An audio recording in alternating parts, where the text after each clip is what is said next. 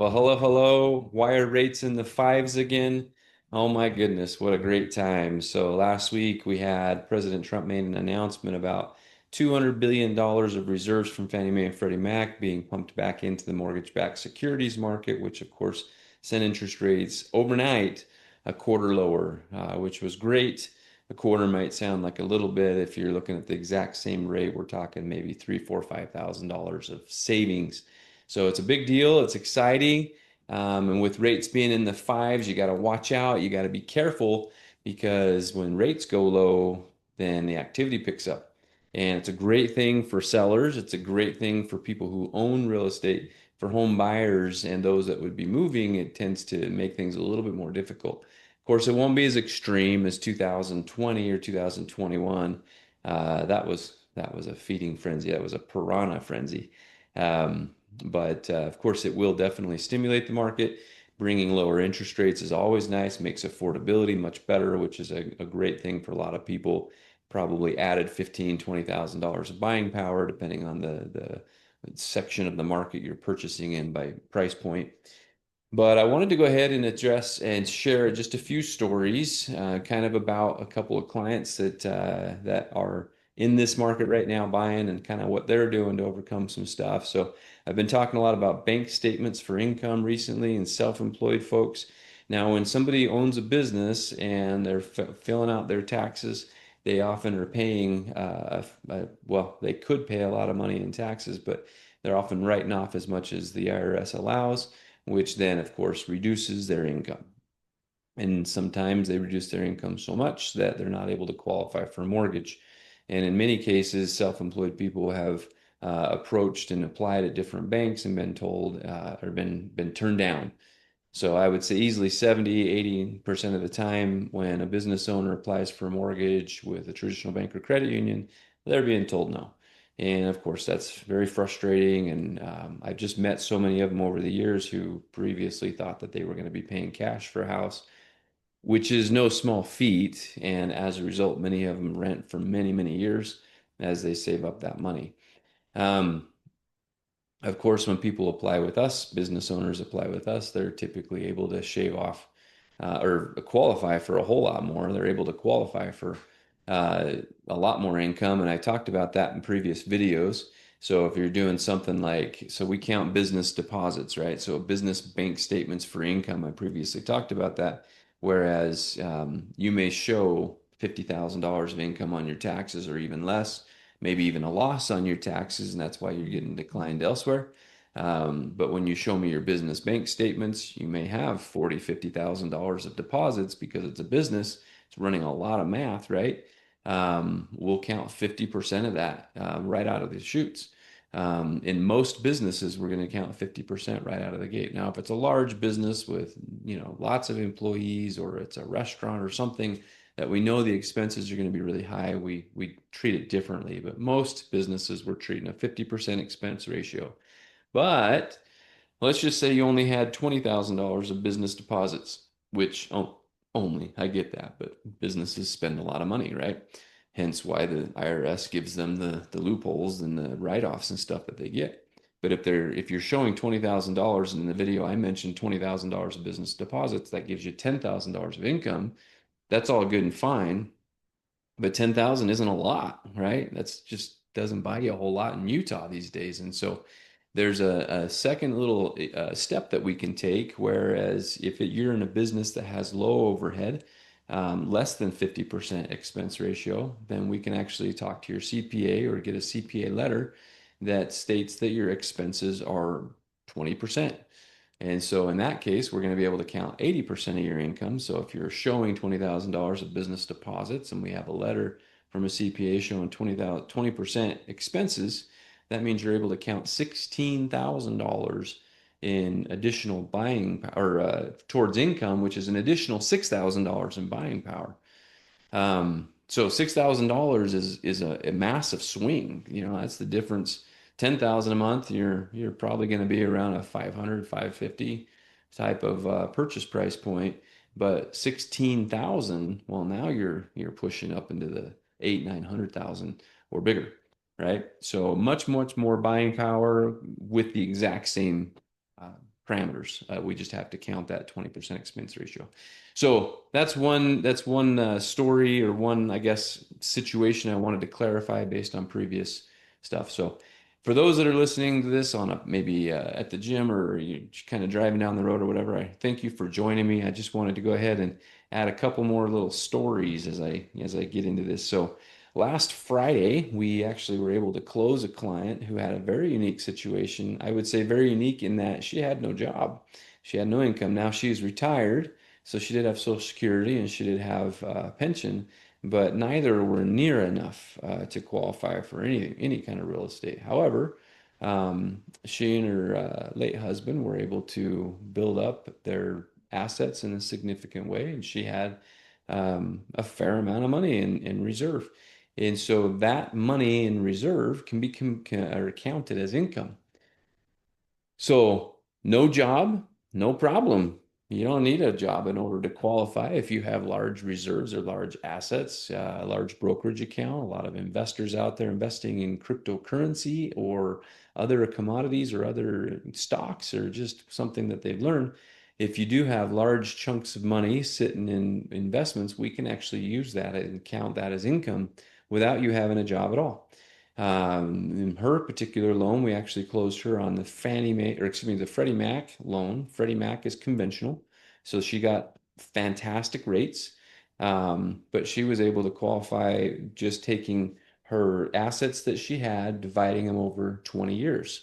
That's how conservative Freddie Mac does it. I think that's way too conservative, but it was enough for her to qualify. Fannie Mae does 360 months, which is 30 years. Ridiculous. But we're able to qualify somebody with Freddie Mac.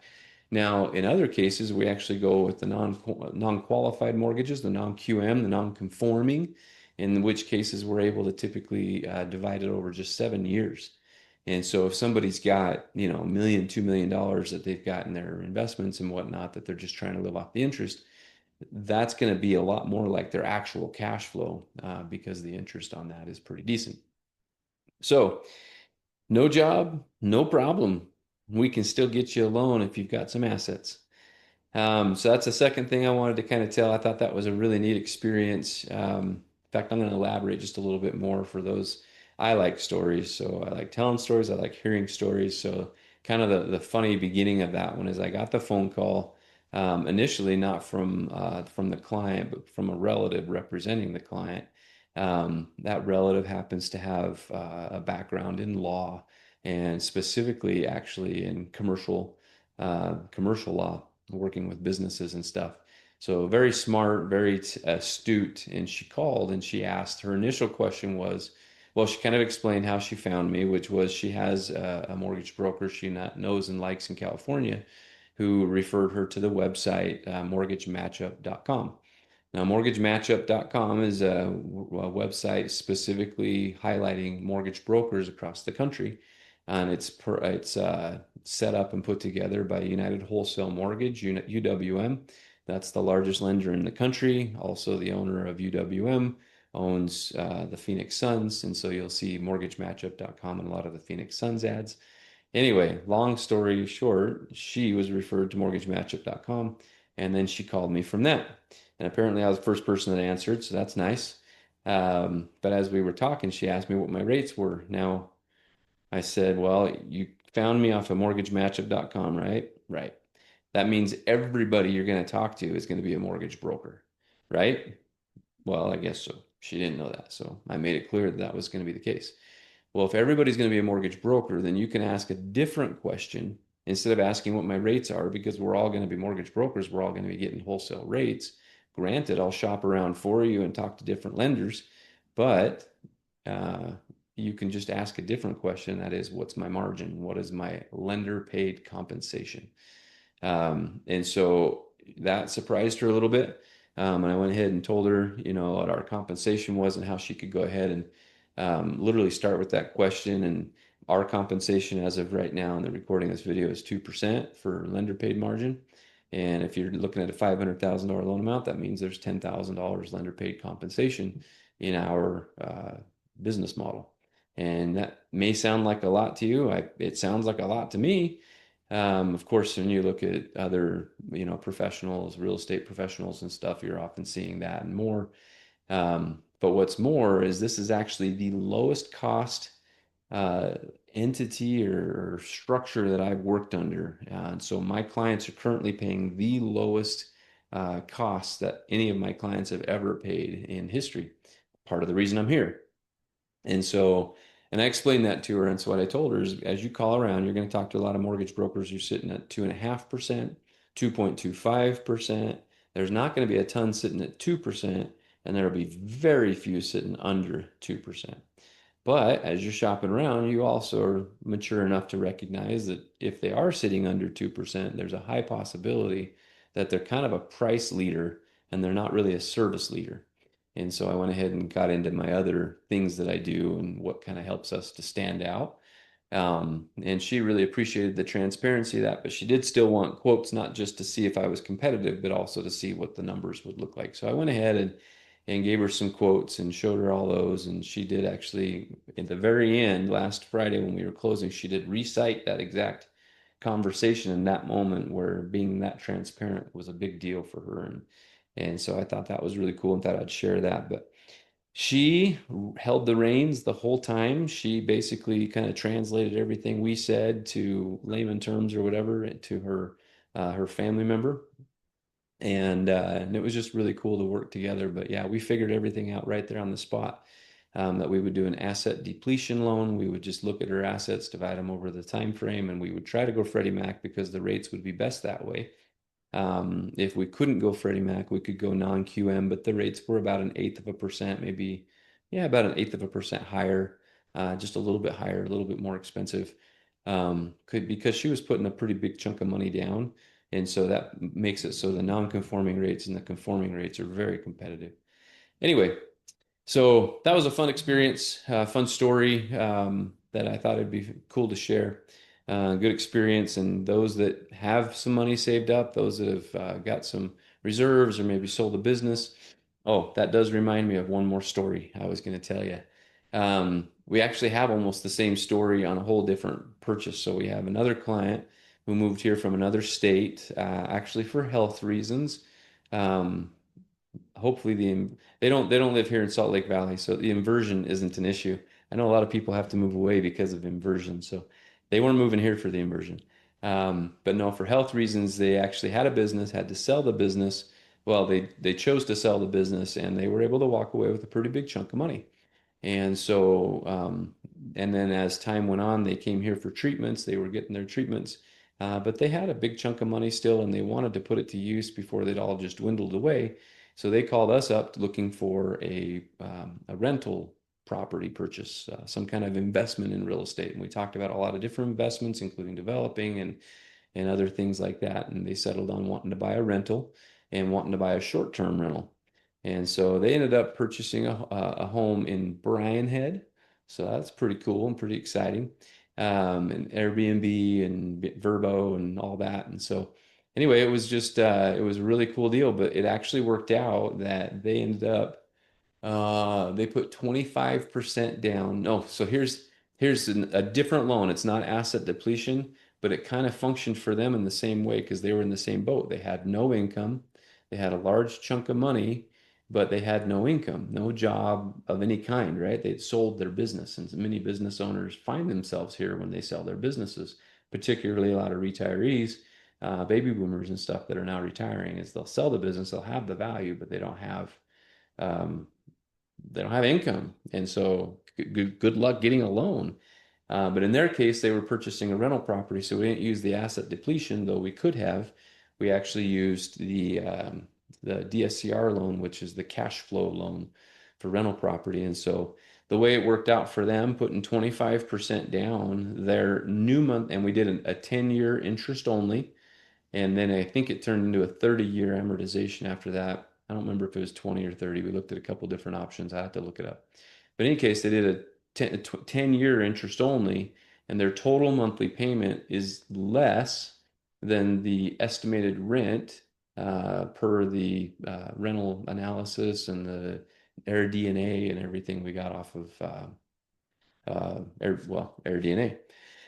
So that was exciting for them that they were able to purchase a property that would pay for itself, a property that they could use at will for their own fund in Bryan Head, and a property that put their 25% down to work. One of the things that I thought was really cool about the 25% down, if you haven't thought this through, I've talked about this a number of times too, is when real estate offers the ability for you to leverage your money, right? You go and you purchase $100,000 of stock investments or a mutual fund, you invest $100,000 in something like that. It's a one-to-one investment. Whatever 100,000 or whatever you put in is how much you are earning interest on. But on real estate, you put $100,000 into real estate and that's 25% down. That means you're buying a $400,000 piece of real estate. And our historical average appreciation is around 6 or 7%, depending on what years and how far back you go, right? But 6 or 7% of a $400,000 asset, let's just call it 400,000 and call it 6%. That's a $24,000 gain per year. But if you're only investing $100,000 to begin with, and you make $24,000 in gain the first year, that's a 24% rate of return. But you only got a 6% rate of return on the full asset. But because you were able to put 25% down, that's a 4-to-1 leverage, right? You're putting $1 down for every $4 of value that you get. And so that's part of one of the reasons, or that's one of the reasons why real estate is so favorable for investing in. So in any case, that's what they did. They were able to put 25% down. Their monthly payments are interest only for the next 10 years. And their rents, of course, are just going to go up over time. And so, of course, they're going to start making money when it does start repaying the principal. If they don't choose to refinance or something like that, they're going to be able to afford it because they're going to have plenty of income coming in. And of course, 30 years or 40 years, depending on which term we did for them, it will be paid off. And of course, all the loan is gone. They're going to have nothing but income. Now, that's a long-term plan. That's not a get rich quick for sure. Anyway, so that's another story. One last story I wanted to talk about happened just this morning. All of these are connected to today's interest rates, right? Like everybody's just trying to get into a property, trying to afford it, trying to get past these big payments. And this client's no different. This client called in with a credit score concern. They're first-time home buyers. And I started talking to them, and I just thought I'd pass this on because a lot of folks don't know this stuff.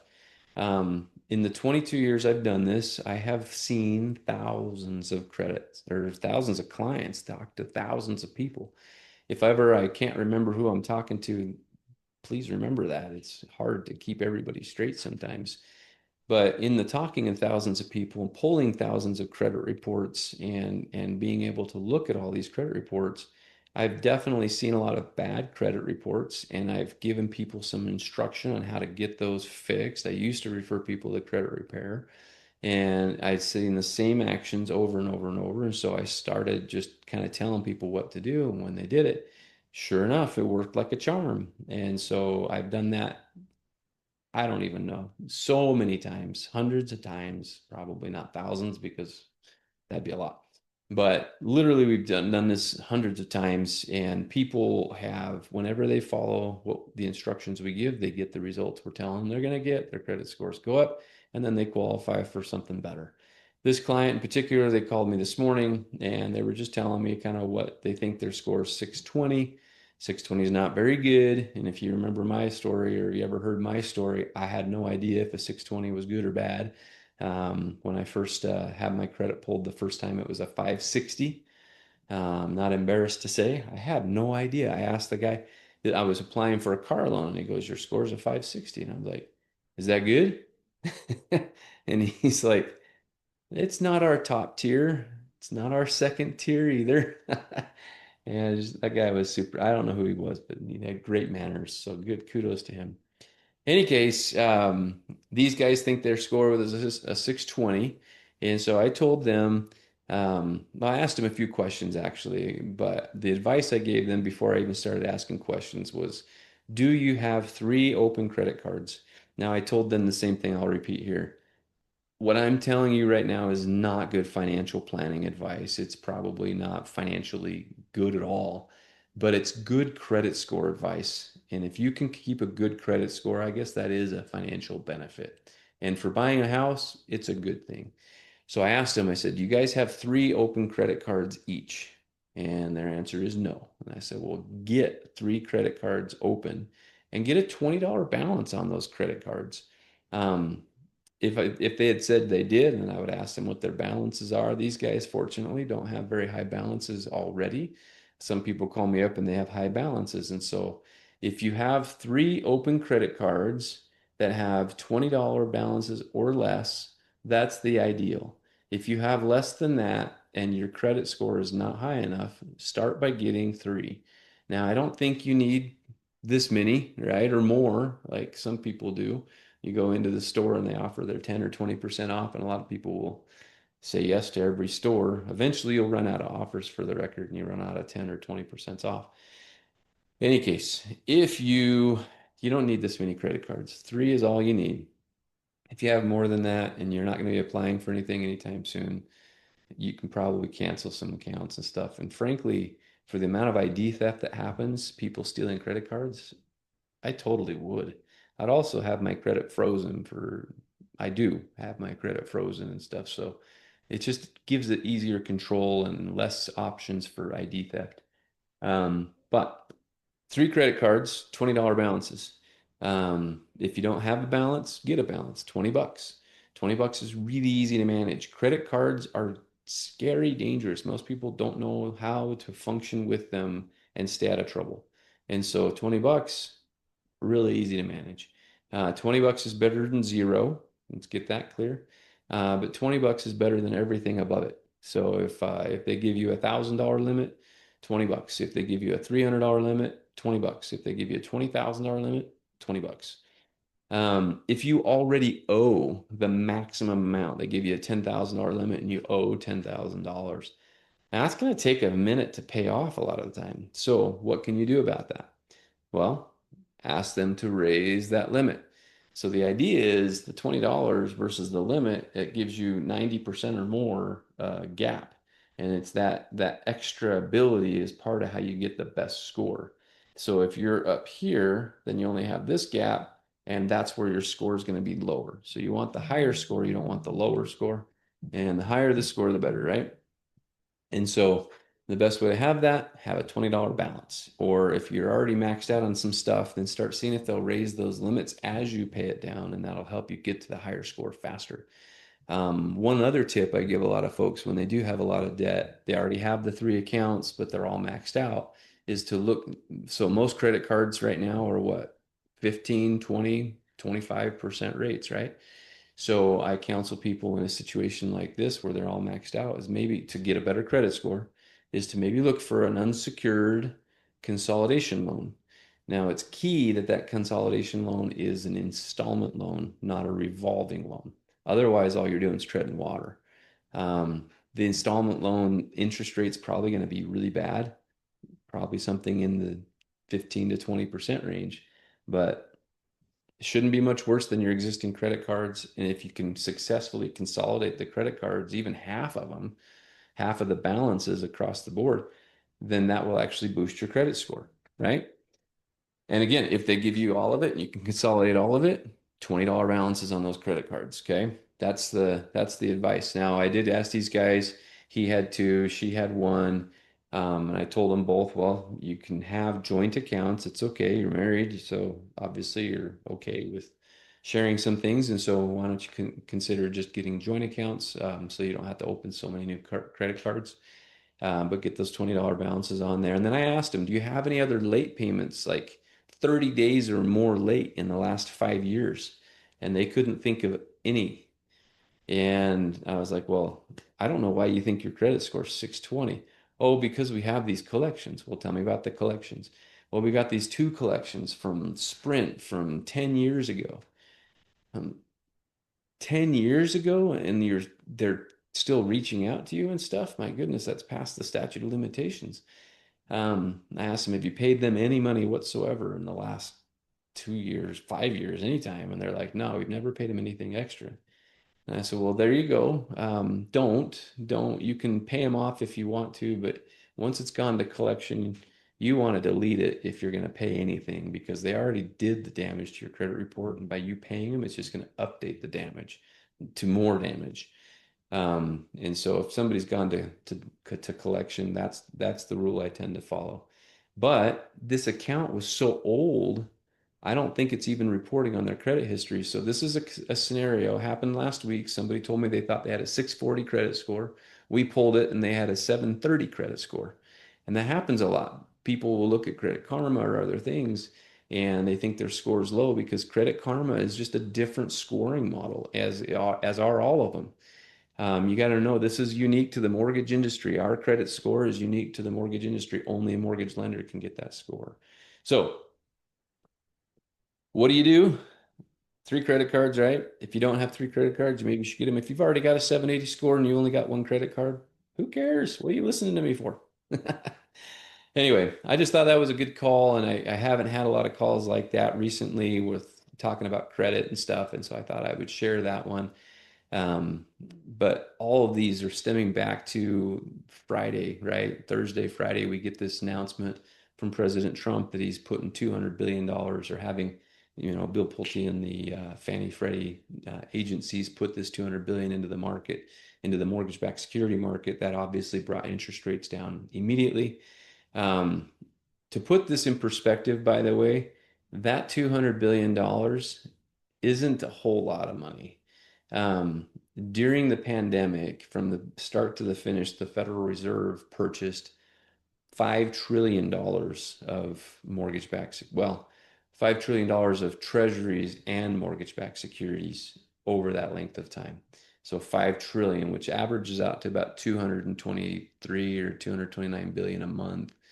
And that's what drove interest rates down. It was the month after month after month after month of massive demand.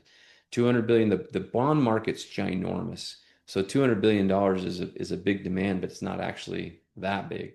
But the 200 billion month after month after month, now that's huge. So if these guys had $1 trillion, I guess, that they were going to be investing 200 billion a month for, a fat, what is that, 10 months or 5 months, then that would have a bigger impact on interest rates. 200 billion definitely has an impact, but not that big. So interest rates are better. We're solid into the fives. If you haven't seen my video last weekend, my post rates every Friday. Go ahead and look for that in the shorts or in the Instagram or um, Facebook or whatever you're following me on. Our rates have been in the fives for a fat minute, but the longer they're lower, the more the demand's going to pick up. The demand's great for home owners because then values go up and we can charge more when we sell. That means if you haven't bought, you need to buy soon. Now's the time. And I know a lot of people are subscribing to that philosophy because since New Year's Day, which the recording of this video is what, a couple weeks ago, I have had a lot of phone calls. Today was booked. Tomorrow is booked. Most of the rest of this week is actually pretty dang booked. I haven't been booked out like that in a while. And the longer these low rates stay low, the longer and the more booked out all of us are going to be because there's just a lot of demand. And the more the demand is, the higher the prices will go. So don't uh, don't step out if you haven't gotten into the market and you need to, then get in and get in now. If you know anybody that's thinking about moving or buying or refinancing, tell them now's the time. Forward this video to them or something. Um, but do it quickly because you're going to stand to benefit a lot more and fight less traffic. But that's pretty much it. So if you don't have a job, no biggie. We got you if you got some assets. If you are a business owner, you got a job but you own it, no biggie. If you got some business bank statements. If you don't have some good credit score, no biggie. We'll guide you through it, right? You don't have to have a 750 credit score. FHA will go all the way down to a 500 score. If you have 10% down, a 500 score. If you have a 580 score, we can get you to 3.5% down. So we'll help you with your credit after closing. Let's get you into the house first, and then we'll get you there. Anyway, thanks for tuning in. Thanks for spending time with me and letting me talk your ear off while you're at the gym or on the treadmill or driving down the road or whatever. In the meantime, you have a great rest of your morning or night or weekend, and we'll catch you next time.